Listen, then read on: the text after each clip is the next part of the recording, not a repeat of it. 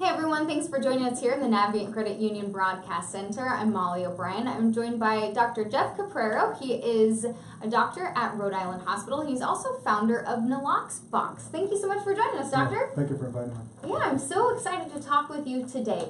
So, you have given power to bystanders to help with the opioid epidemic. It's a big problem here in Rhode Island. Rhode Island has a serious problem with opioids, and there's a serious problem across the nation. So wanted to get you in. You brought the Naloxbox here. Right. So naloxone for people, I'll let you explain a little bit about what you have and why you decided to do it. Sure thing. Yeah, so we're motivated to let lay people be heroes, basically, and pushing the envelope somewhat on where we put naloxone. And so currently, people are prescribed naloxone, or they can go to a pharmacist if they're deemed at risk for an overdose. These are people with substance use disorders, people who might have been just released from prison. So there are certain populations where you might say, well, this person, I want to make sure that they have naloxone to be safe. Our state's very progressive, and you can also go to a pharmacy without a prescription. Oh. But the model is either a doctor or a pharmacist or advanced practice practitioner have to give a person the naloxone. An opiate overdose, like fentanyl or heroin or hydrocodone or whichever opiate, renders a person unconscious frequently, and they can't help themselves. And so there's a problem there. Yeah, you don't know where it is. If someone finds you, they don't. Right, or if two people are using together and they're passed out, they can't help themselves. Yeah. And so we continue to suffer deaths because we don't have a very broad way to rescue people in that moment. So our state's taken a very multi-pronged approach to address the epidemic, and so we try to get people into treatment and prevention, and prescribing practices. There are many prongs to the approach to reduce the breadth of the epidemic of use and deaths. But until we get those solutions, exacted, until they really get traction, we have to try to rescue people when they overdosed. And so the Naloxbox effort was to try to say, can we give people the proper tools and training to rescue a person if they come upon a person who might have overdosed. I was real lucky to have a partner at Rhode Island School of Design named Claudia Rabola. She picked up the project from another colleague, and she got into a very leaning into it stance. She's like, let's do this, let's make it as cheap as possible, let's get it out there. And we were partners on 2 Department of Health grants to produce Naloxboxes and distribute them. And really what we found is that was the first of many collaborations. The collaborations that we really, that allowed us to have any sort of impact were with the agencies serving at-risk people. So we reached out to Eileen Hayes from Amos House, through the Rhode Island Coalition for the Homeless, various soup kitchens, and we found some ready partners. They said, well, we know we serve high-risk people, and so-and-so has some naloxone up in their drawer in their desk or maybe in their car, but they didn't have like a place to put it. They didn't, and even though they took care of people at risk every day, their staff hadn't had training in recognizing an overdose or giving the drug. So even in these places serving high-risk populations, it's call an ambulance or call a medic or if they see someone with an overdose. And the problem is that's a response time, right? Yeah, so exactly. Can they give rescue breaths to the person? Can they give the naloxone? They had to wait. And then our second grant is actually reaching out to more public spaces. So we have first partners in transportation hubs, City Hall, City Hall, transportation hubs, and municipal buildings. So we're trying to Libraries? we have a partner who's doing library installations without Naloxbox, and then some coming up with Naloxbox. We're hoping that just by providing some more tools and training, that we just increase the capacity of regular citizens to save a life. I think that's so fascinating. Have you had any, how about you show us what's in it, and sure, then we'll follow up questions. Yeah, we have to show you the box. Show us what's in it. And so the idea behind this from what I've read and seen for years before is, imagine people, you see defibrillators on walls, and that's a life-saving device. So essentially it's my understanding what you'd like to see is the Naloxbox next to a defibrillator, so anybody can see it to open it up and save someone if need be, right? That's a perfect example. Okay. And I think that the we've co-located some of our boxes near defibrillators. There are other places where maybe they, Or fire hydrant. yeah, or fire extinguishers. It's been a frequent place. Fire hydrant. That's yeah. and the, Hanging on the wall. yeah, but there might be places where a defibrillator might be good for one set of the population, but maybe naloxone isn't. And so there might be places where you need separate installations. Exactly. Okay. But the method is the same. We're saying, here's a life-saving tool, and you can use it until the ambulance arrives. And that's really where the parallel is the tightest. Exactly. So, Okay. so my partner, worked on a beautiful design. Can I give you this? Yeah, please. Yeah, let me so- help in whatever so, yeah, capacity. So she wanted to sort of signal emergency, which I think she did pretty well with the traditional Red Cross. Okay. There's a clear It's front. beautiful. She came up with a Simple, gorgeous yeah, design. simple. Yeah. And so it has a beautiful Red Cross. You can see what's in there. Somebody might not know what naloxone is, but we have some instructions to tell them what naloxone is and how it's to be used. In There's Spanish and English. yeah, so that good. takes care of some good portion of our population. She wanted Velcro on the top. She's like, this is not going to be locked. It doesn't take a passcode or a key. Put it there on the wall so people can use it. So Smart. they would open the bottom. There's a mask for giving rescue breaths and multiple doses of naloxone, because if the rescue breaths and the first dose don't bring a person around, the second dose could be given 3 minutes later. And we were so lucky to have one of our partners is from the PONY program, Michelle McKenzie. They furnished intramuscular forms, the shot form of naloxone. And where we did the shot form, we gave trainings on how to do it, because people are afraid of using a needle. Yeah. So Yeah. It's not like ready-made like an EpiPen. So like in the places where it was semi-public, like the Amos houses, the McKinney house, we had to do trainings. Okay. But for the more public-facing areas like Providence City Hall, we have the intranasal spray, and this is super, super simple. It's like take off the cover, squirt it up the nostril. It's like Flonase or for your nose or something Wow. like that. So if I were to go in, eventually, if I were to go into Providence City Hall and I saw someone that showed signs of overdose, right.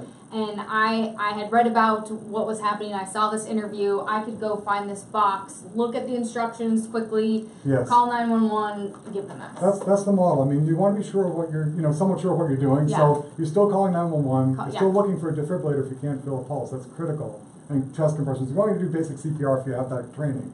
But if there's some strong suspicion that the person's overdosed, people around them worry that that happened. They have a pulse. They just turned blue or really pale or breathing infrequently or not at all. Then you might intervene right there. And so the mask is, just something where some people get kind of grossed out by giving mouth to mouth, So there's a mask inside with gloves, and this would go over their nose and mouth. And then and you could give breaths because the medicine doesn't work instantly. And it also wears off. So we still want people to call 911. If you Call turn, 911, because the drug that they overdosed on, it might be longer acting than the antidote. Yeah, well, and we've seen time and time again that this isn't the do all save all, especially with fentanyl. I mean, it's scary. Well, it's scary what's out there, The but thing about fentanyl is that we find that it's frequently involved in these overdose deaths and the near misses, and it acts potently, so it acts very quickly, and it acts very strongly, and so there's more of a reason to give the naloxone as soon as possible, and there's more of a reason to give it as early as possible because it might take several doses to turn that overdose around. Fentanyl has undone a good amount of work. I think that a lot of the efforts would have been gaining traction in the epidemic were it not for the presence of fentanyl. And so we just need to be more and more ready to intervene and try to help people so they can live a healthier life, get addiction services. and I think that's another neat thing that you have in here is you have where you can go to get help. Yeah, so right? so once again we just want to get it out there. We've built 84 of these boxes, 40 are installed. We have more demand than what we have supply now, I bet. which is good. And we're a small state, so you can imagine in other states there might be even a greater need. Yeah. But yeah, we did want to include information on if you want your own naloxone, you can go to a pharmacy, and there's a website you can go to. And if you want to seek addiction services, there's an 800 number for addiction services. Because other people might be walking by and say, gee, I'm worried about my sister or cousin, and say, how can I get them help, or how can I make them more safe? The purpose of this is for that emergency moment. Yeah. The purpose of naloxone for at-risk people is so they and their families could help. Exactly. Have you seen, so you've implemented these 40 of these, you've made 84. What do you see long term? What comes next? Do you hope mass production? Do you hope to get them out to other states? I mean, what's kind of the goal? Or are you like here first, and then we'll see what happens. I think, our project is a pilot, right? And so there are elements that we didn't know. Was it going to disappear from places? Are people going to vandalize it? What did our partners want? Did they want it in the view of a surveillance camera, or did they want it free and accessible? So we've learned some things from the pilot, but it's very early. We just started in the summer. Yeah. And yes, the answer is we want to build more, because I don't want my answer to be I haven't got any more when people come asking for more. We've enjoyed some reasonable press over it, and there's been outreach from like 7 other states and Canada already to say, can we have some? So participating in the social enterprise greenhouse in Providence to decide how could we answer that need, how could we build it, and we're applying for a grant support also. I think what we really like to do is secure a one good size grant for this year, or if you're out there, a charitable donation, some way that we can produce, because we need to support the production. We need to, we're hoping to streamline this production so it is more mass production. Because we estimate we needed 100 in Rhode Island, and some states have many times more citizens. Yeah. We're probably talking hundreds or thousands that we'd like to get out there. If we could really do a program like that, we'd love to, because we're hearing there's a need. And why should somebody else have to invent like a new box with a, we have in the collaborative network. We think that's the way we reached out here through our naloxone work group with the governance task force, through our connections with agencies through Rhode Island Coalition for the Homeless. I think that model can be replicated. I suspect the little gaps in the readiness that we identified here aren't unique to Rhode Island. They're probably present in other states, and it really is going to take all hands on deck. I think so. I mean, this is something that no community has avoided. Yeah. It's a problem that has hit every community across the nation. I think that's an important point, because we know it's any walk of life, it's any age. Yes, we've targeted the highest risk places, but the answer is it's baffling just how many deaths come in from so many different demographics. And so it really is going to take a broad-based approach. I think so. You mentioned that you've learned some lessons, and you pointed out some things that I find interesting. Where do agencies want these? Do they want to have things disappear? Will they get vandalized? What are some lessons that you have learned? And again, you said it's a pilot program. It's been in place for a short amount of time. What are some lessons you have learned? I think that what we found is there's not in this unit. There's an electronic latch that we're just getting almost ready to be installed. And almost everywhere we talk to would like that latch. So the latch would, if you're the owner of an nalox box in this building, would say, hey, your box is opened at 4:12 on Wednesday afternoon, and you better go, if you're present, you can go see if you could help, but also say you can go inspect it and restock it. So the partners we're working with are looking for that electronic installation, so we're actually going to have to go back and retrofit the units we have. And then, so that's one thing, is that, and most of them wanted it somewhat insight. Some places wanted the boxes wherever they thought it would be most accessible, and some had to merge that with, we want the surveillance camera on it. I don't think, not that somebody was watching it every moment, but just so they could keep an eye on, or maybe have a little deterrent that people mess around with it. I think one message for the intramuscular formulation is that from people who work in needle exchange programs, like some of my partners, they think the needle involved in here, some people might have a fear of the needle. That's mostly for the semi-public places, not for the public-facing ones. But they say these needles are not the type that people shoot up with. So they're too large bore, they hurt too much, and so we haven't had needles disappear, for instance. That's good. So I think there are some issues. People raise questions about the safety, but the medicine really only works if you have opiates in your body. It just knocks them off of the receptors, and so it's really not a harmful drug to have out there. We're distributing this by virtue of sort of a standing order and the presumption of Good Samaritan law that we have in our state that protects people from rescuing their fellow citizens. Have you had any pushback? Has anybody been against this? That they just don't want this around? I don't know if I've adequately, sampled that. I think there are people. I've heard some murmurings of, gee, why should we do that? Like, I'm not going to say who cares, but just like, isn't that like a personal problem, or is this where public money should be going, or, so I think there certainly are naysayers. I think that if you ask in almost every family, there's somebody who's been touched by addiction, whether that's alcohol or certainly even opiates and other drugs, benzodiazepines and things like that. So I don't think, what I hear mostly is just unbelievable stories of people who are still struggling with the relative Everywhere I go, I'm hearing stories about people who lost somebody or people who have a relative who they just can't help. And so I haven't personally, probably because of the circles I've been traveling, I think I got people who are like readily adopting. So, but I'm sure there are naysayers who would say this is where we should be pointing our resources. But the epidemic is not slowing down.